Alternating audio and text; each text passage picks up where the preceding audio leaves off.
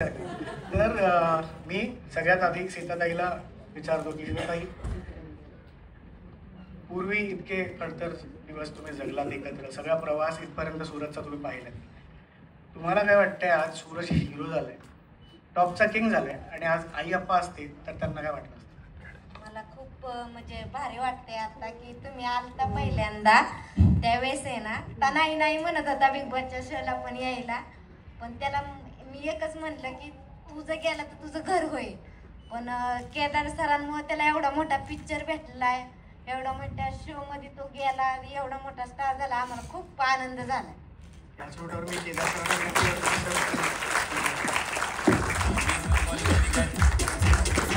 अरे यार गाणी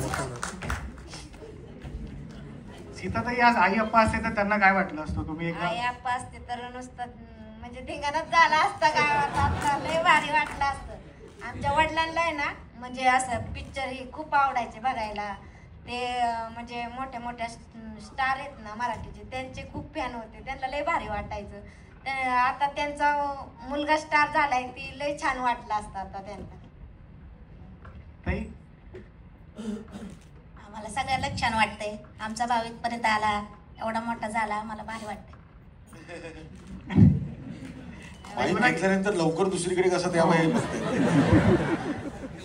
पण मी त्यांच्या वतीने बोलतो, जास्त सगळ्यांना बोलायला लावू नये, कारण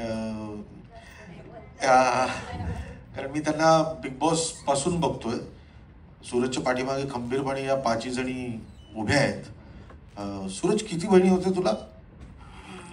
मला तसं मी 8वा केलीच नाही, 7 जणी बहिणी होत्या. 8वा कृष्ण हा स्वतःच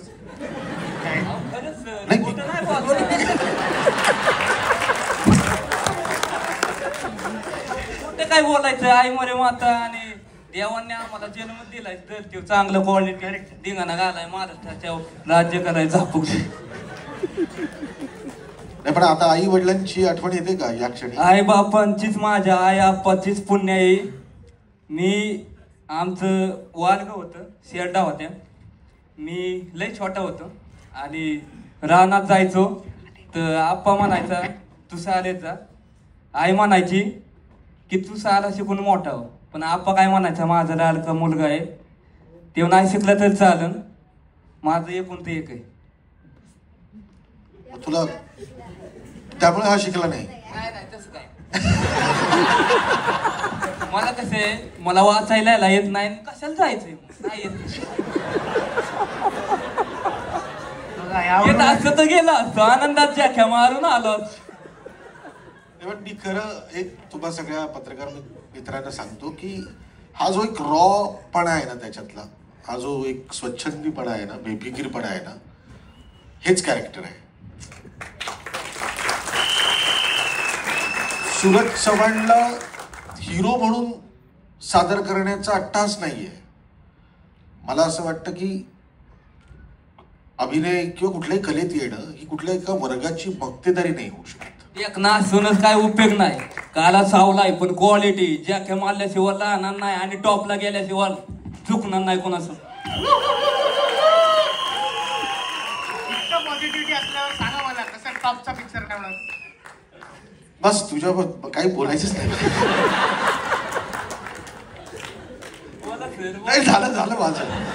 आता आपण ट्रेलर दाखवू लोकांना. आपण खूप बोलतो ना, आता आपण खूप काम दाखवू चांगलं. Okay sir. याच नोटवर मी विनंती करतो, तुम्ही आल्याबद्दल तुमचं खरंच मनापासून